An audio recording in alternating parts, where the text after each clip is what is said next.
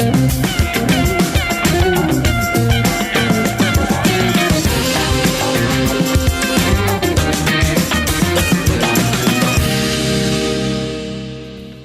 and good evening, I'm Melissa Idris. And I'm Sharad Kutan. Welcome to Consider This, the show where we want you to consider and then reconsider the news of the day. Tonight we're looking ahead to tomorrow when the Pakatan Harapan Presidential Council will meet. So Datuk Sri Anwar Ibrahim has dismissed talk that the transition of power from Prime Minister Tun Dr Mahathir Mohamad to himself will be at the top of the agenda. Rather, he says the focus will be on the economy. So to quote him, he says the transition is part of the deal and it can be resolved in just half an hour.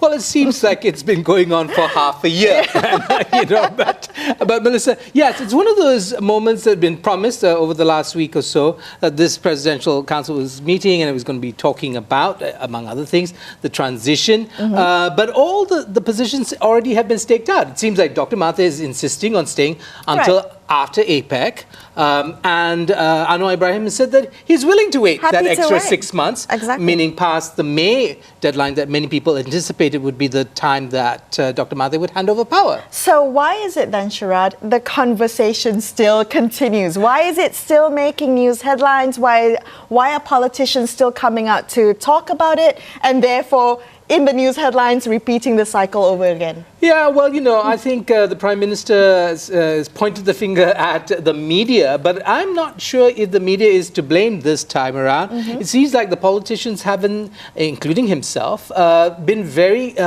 definite in setting an agenda or a timeline, and there have been many arguments about this, Melissa. Remember, there was this whole lame duck theory that if Dr. Mahathir said he was going to leave by a certain point, then he would make himself in some ways unimportant, and that everybody be looking to the next Prime Minister.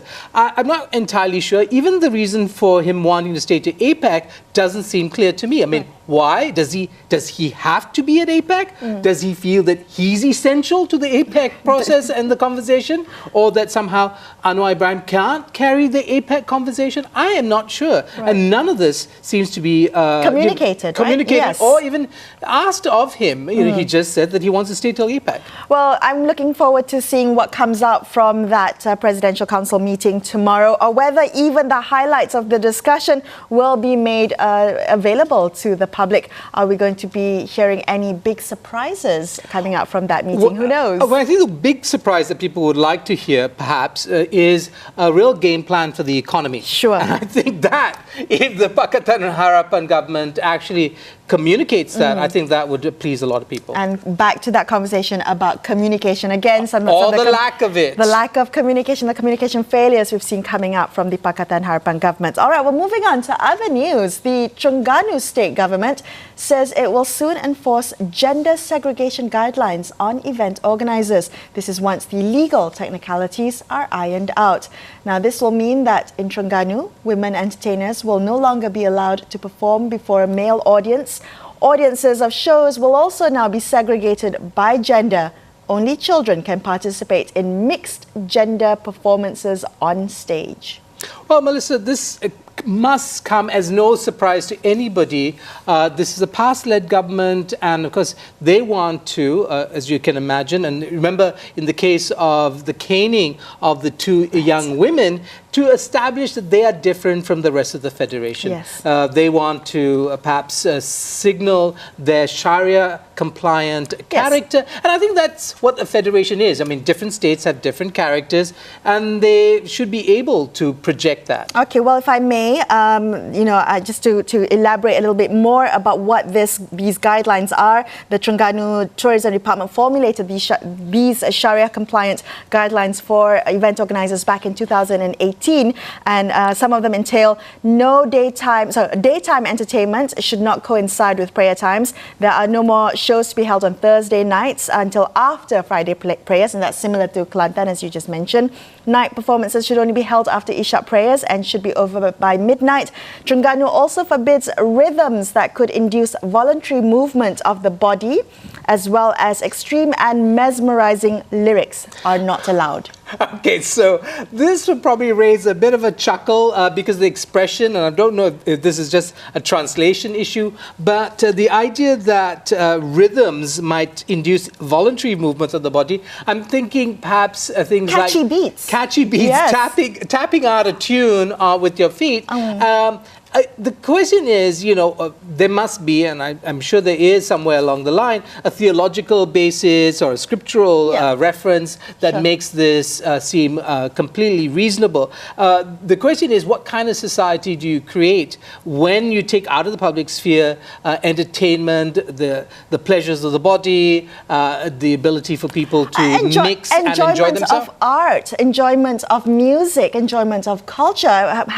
Does that now need to be done in segregation and no longer in the public sphere? Does that mean that at home people will not be listening to mesmerizing lyrics? Yeah. Well, actually, that's the thing, right? So it seems that the consequence of this policy is, in fact, to privatize all these pleasures. So you can't do it in public, and what you will be doing it is doing it in private, maybe having your parties in private.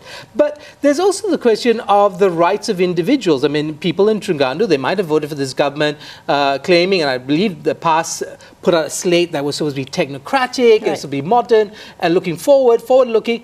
Is this going to help with job creation? Is this going to make Terengganu, have a stronger economy? How are they going to deal? Tourism dollars, right? Will this have impact on tourism, and have they made that assessment? All that is not in the report, and the report tends to highlight the more sensational aspects of this. Very quickly, I just was reminded by something you said a little bit earlier. You talked about how each state is now asserting themselves a bit, as part of the federation. I'm wondering, there was news that a party Gabungan Parti Sarawak leader had talked a bit about proposing that the Sarawak Constitution be amended to ensure that only loyal Sarawakians can contest in state elections. And I'm wondering whether that is a departure between the identity of Sarawak politicians, right? Yeah, I mean, again, it could be part of the whole kind of Sarawak for Sarawakians discourse. The idea is that the current laws just say you have to reside or be resident within Sarawak. It doesn't say the time frame. It suggests, at least this politician suggests, that a month would be enough to allow you to stand for elections. And he says it should be a native son. But what he does go on to say, which is actually quite interesting, is he says what matters is that we need to jealously protect Sarawak from the virus of nasty political culture and distasteful politicking that we see coming from Malaya-based parties. Wow. So it's interesting because the idea is that how do you define your own identity? By defining it against something. And what is the against? It is the peninsula. Apparently, we are the repository of nasty politics. Sarawak is bereft of nasty politics. Is that true? I don't know, Mel. Well, I don't know for sure, but I think it is interesting to see what this could mean in terms of the virus of nasty political culture of the Peninsula Malaysia. All right, we're going to take a quick break, and then after this, take a closer look to see if governments have failed Orang Asli. Stay tuned to consider this.